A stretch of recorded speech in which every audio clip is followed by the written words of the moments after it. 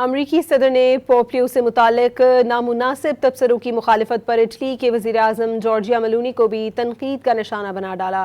Trump ने कहा कि उनके तबसरे नहीं, जॉर्जिया मेलोनी खुद नाकाबिले कबूल हैं। जॉर्जिया मेलोनी को फिक्र नहीं कि ईरान के पास एटमी हथियार हों या ना हों। मेलोनी को ये भी फिक्र नहीं कि ईरान को अगर मौका मिले तो वो 2 मिनट में इटली को तबाह कर देगा। ट्रंप माजी में इतालवी वज़ीर-ए-आज़म के बड़े मद्दाह रहे हैं और कई मौक़े पर जॉर्जिया मेलोनी की तारीफ भी करते रहे हैं। मंगल को जॉर्जिया मेलोनी ने ट्रंप के बयान को नाकाबिले कबूल करार देते हुए कहा था कि पोप लियो के लिए ये मामूल की बात है कि अमन की बात करें और हर किस्म की जंग की मजम्मत करें। अमरीकी सदर ने पोप लियो से मुतालिक नामुनासिब तबसरों की मुखालिफत पर इटली के वज़ीर-ए-आज़म जॉर्जिया मेलोनी को भी तनकीद का निशाना बना डाला। ट्रंप ने कहा कि उनके तबसरे नहीं, जॉर्जिया मेलोनी खुद नाकाबिले कबूल हैं। जॉर्जिया मेलोनी को फिक्र नहीं कि ईरान के पास एटमी हथियार हों या ना हों। मेलोनी को ये भी फिक्र नहीं कि ईरान को अगर मौका मिले तो वो 2 मिनट में इटली को तबाह कर देगा।